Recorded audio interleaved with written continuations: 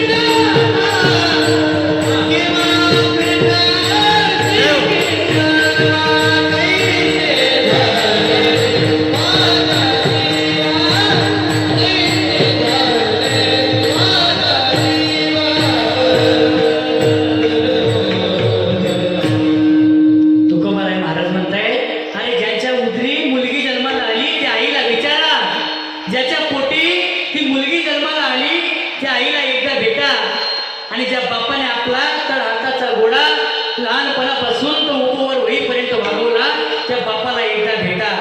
आणि ती दशा जशी झाली तशीच दशा माझ्या जीवनामध्ये सुद्धा झाली. तैसे झाले माझ्या जीवा केव्हा भेटशील रे केशवा, देव माझा मी देवाचा हीच माझी सत्यवार्ता. सज्जन हो